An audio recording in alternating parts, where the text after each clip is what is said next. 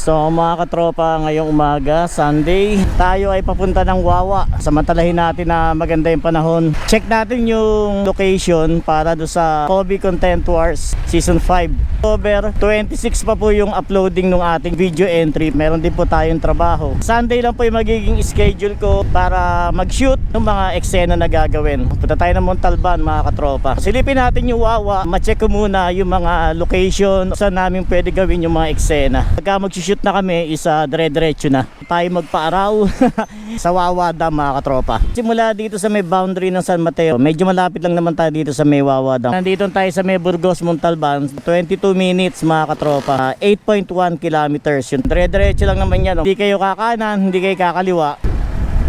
Kanina katatapos lang namin mag-shoot yung mga ibang eksena. Ako na lang mag-isa pupunta rito sa Wawa Dam. Kailangan nating unti-untiin. Alam niyo naman, umuulan. Ang panahon ngayon, hindi masabi. Minsan may bagyo, minsan may ulan. Mapapanood po yan sa page po ng Kobe, po ng Guanzon, sa Makina. Nasipin ng Rodriguez Rizal or Montalban. Wawa Dam, 5.3 kilometers po. Wala naman traffic yan. No? Dire-diretso lang po yan. 14 minutes mga katropa, ando na tayo. Nalalapit na tayo sa bundok. Maluwag naman ang biyahe dito eh. Maganda naman yung daan dito papunta sa Wawa. Wala kayong problema pagdating dito mga katropa kasi smooth po yung daan dito. Walang traffic, dire-diretso lang yan. Wala po mga rough road dito mga katropa. Ganda ng bundok. Kaya dinadayo talaga to eh. Napakaganda talaga ng mga rock formation dito mga katropa.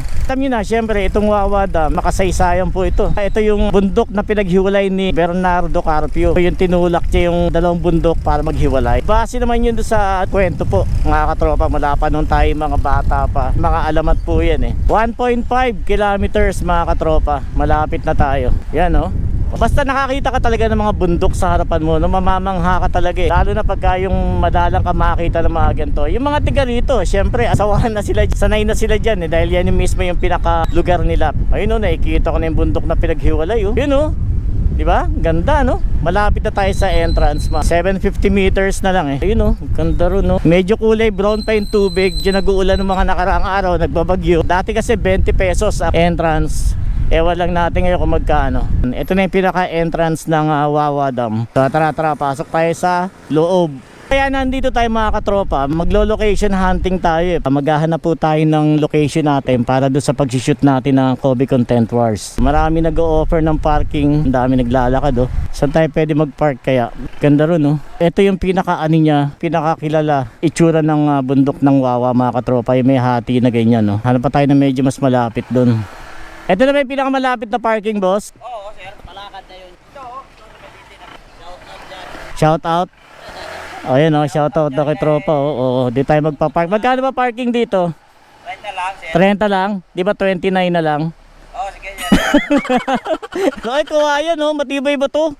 Eh, kawaya matibay talaga to. So ayun o, kita nyo naman yung mga batuhan doon mga katropa. Doon pa lang sulit no. Sir, nahanap lang nung karina. Maraming cottage dyan. Wala, malakas pa talaga yung agos no. Gusto nyo maligo, sasakay kayo ng bangka doon. Yan.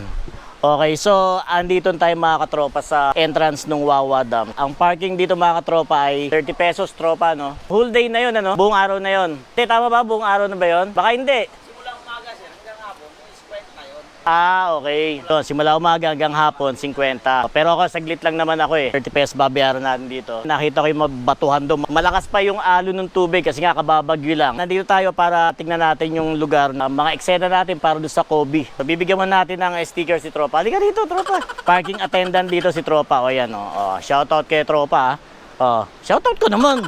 Shout out sa mga taga-Wawa dyan. Okay, thank you ha. So sa kanya ko iiwan tong si Blanco mga katropa. Siya bahala dito. Okay ha? Daw. Sige. Pasok tayo sa loob.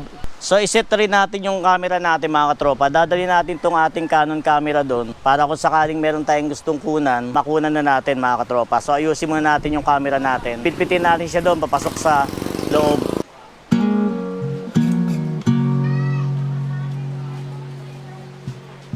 Kaya mga katropa, sinetap lang natin yung ating camera para kung sakaling meron tayong kukunan doon, makunan na lang natin. Kaya lang may problema tayong mga katropa. Nalimutan ko pala yung aking power bank. Limitado lang yung magiging video natin mga katropa. Baka tayo malobat, wala tayong pang charge kasi nalimutan ko nga yung aking power bank. Habang naghanap tayo nung place kung saan kami mag-shoot ng mga tropa. Let's go! Karga na tayo, medyo, yan nga, bit-bit natin yung medyo hirap. May dala pa tayong tubig. Tara.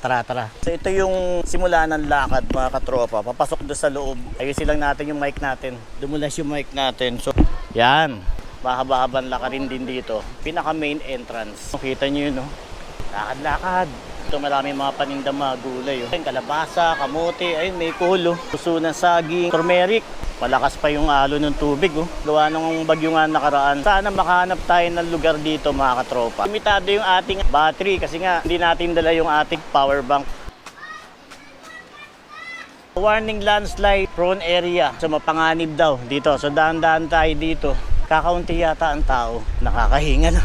Ang ganda ng daanan naman dito eh. May mga paninda rito. Ayan. Ayun oh. Kuweba. Pasukin natin mamaya. Kinakanta ni Tropa. Shoutout kay Tropa. Makipag-jamming kaya tayo kay Tropa, no? Haharangin yata ako dito ah. Malamang harangin tayo ah. Ganda umaga, boss.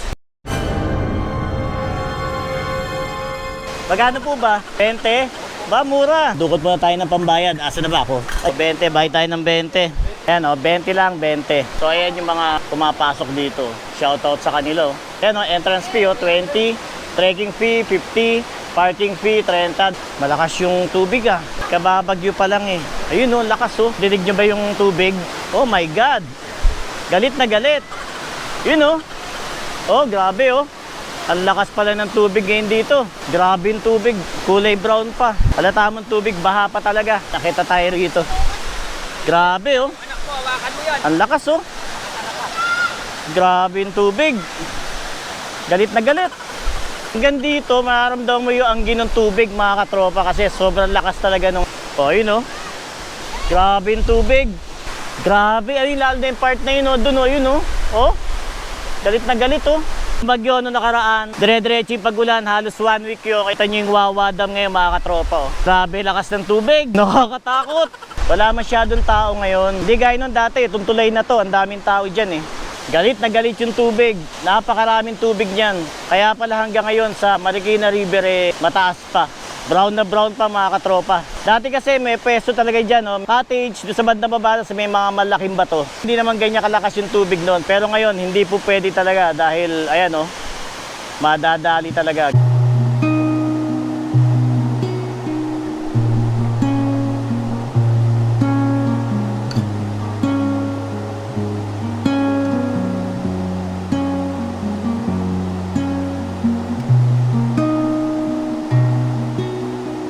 Malakas ba yung tubig? Malakas? Ayan o, shout out ha. Shout out sa inyo ha. Ayan ha. Yan. Bigyan natin si ate o. Mototropa. Alam mo yan. Sa paano mo nalaman yan? Napapanood mo yan? O talaga? Uy, nice. Thank you. Followers pala natin o. Followers natin yun o. O yan o. Shout out o. Shout out o. Di ba? Okay. Shout out. Ingat mga tropa. Ingat ha. Abangan nyo ha. Okay, ingat. Thank you. Kita nyo, may followers tayo rito sa Wawa. Di ba? Hindi mo tayo tubig. Nakakauhaw, nakakahingal. Pero diretso lakad pa rin tayo mga katropa. Hindi pa tayo tapos. Hanggat may battery pa tayo, lakad tayo. Wala pa tayo nakikitang lugar o location. Tara. Grabe oh. Lakas no? Sobrang lakas guys. Lakas ano? Yun. Dadaan na kami doon sa pinaka parang kuweba. Mga nagmimina. Yun, no? So, hindi tayo sa kuweba. Kuwebang maputik, madulas. Baka tayo madulas pa. Ito yung pinaka-exciting dito, yung mapapadaan ka ng kuwebe. Sarado na. Grabe, oh. Dati nakakapasok pa dyan. O baka naman sarado lang ngayon. Apaw pa yung tubig, oh. Pala makakababa doon. Kaya pala wala masyadong tao kasi hindi talaga makakapunta sa may bandang dulo. Shoutout, boss, ha. Ingat po, ingat. Ito naman yung pinaka-tulay dito na bakal. Kakahingal. Yung baba na yan, mukhang di tayo makakatawid kasi may tubig dun. Apaw pa yung tubig, nakasapatos tayo. Pero baba tayo, tingnan natin. So apaw siya hanggang dito. No, shoutout sa mga tropa natin dito. Yun, no. Hindi makakatawid dyan, boss, ano?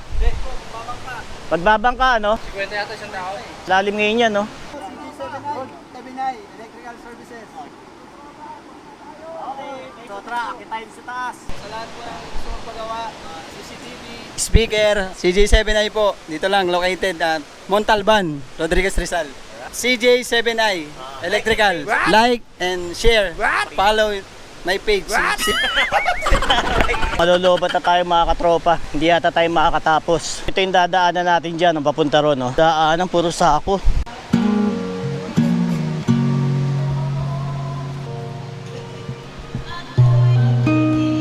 Dito isakay ng bangka.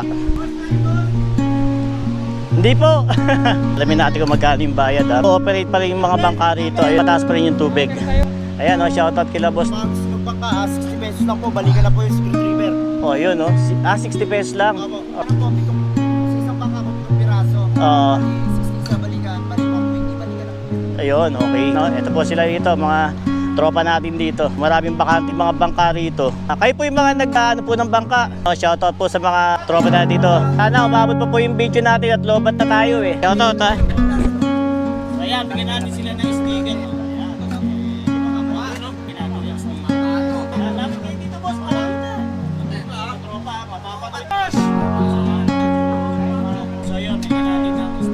Sila yung mga bangkero dito, nagdadrive ng mga bangka. Shoutout po sa inyo ha. Sigaw po dyan. Alright. Alright, thank you. Thank you. 60 lang po, balikan ang biyahe namin. Mga 1.5 kilometers po yan. Ayun, saan galing po yun? Sa Liguan, Secret River. Salamat po sa inyo ha, thank you. Dito lang tayo inaabot, medyo lobat na yung natin. Medyo mataas pa rin nga yung tubig. Pupuntahan natin, hanap po tayo ng location para sa pag-shoot natin. Dito lang tayo, no? Hindi tayo makakalayo masyado. So, kahit pa paano, na-check natin yung lugar na mataas pa pala yung tubig, mataas pa yung apaw ng dam. Siguro mga next day pa, pwede kami mag-shoot dito kung sakali. Mga location naman na pupuntahan namin, pag-shootan namin, tatanong-tanong pa ako. So, hanggang dito lang mga katropa, malolobat na po tayo. Lagi nyo pa rin tatanda mga katropa, ingat po tayong lahat ha. Ares po sa inyong lahat. Lalarga na sila oh. Pabiyahe na sila. Wawa Dam.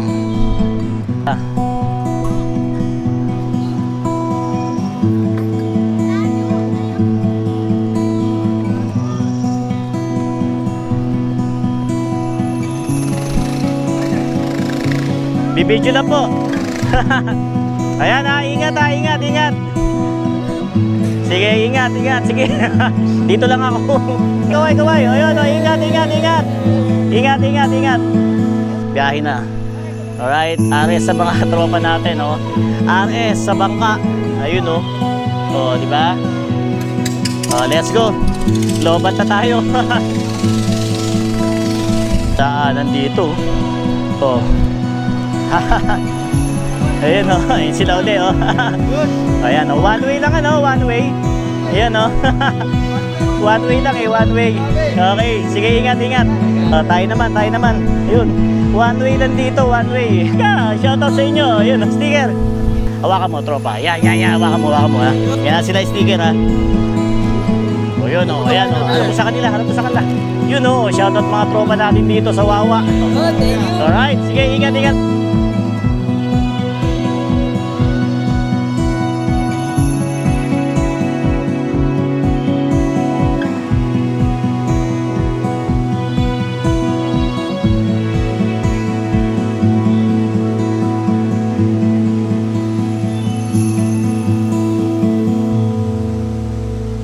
Okay, sa ngayon mga katropa, medyo nakikita nyo naman napakalakas ng tubig dito sa Wawa Dam mga katropa. So medyo hindi maganda yung sitwasyon dito ngayon. Gawa nga nung nakaraan na maraming pong bagyo yung dumaan at saka maraming ulan yung dumaan. Kaya kanina, pinakita ko sa inyo, kulay brown pa po lahat yung tubig. As in tubig baha pa. Kaya talaga napakalakas pa nung current nung rito. Tubig, yung bumababa doon sa pinaka-Wawa Dam. Kaya nga medyo madalang din yung mga nagpunta ngayon dito. Hindi makapunta rin sa mga pupuntahan lang sa mga cottage kasi yung, lalo na yung baba doon, inabot po ng tubig yung mga katropa. Napakalakas po ng tubig talaga. Ito yung sitwasyon ngayon dito sa Wawa Dam mga katropa. Ayan o, medyo maanggi-anggi pa sa akin dito yung tubig.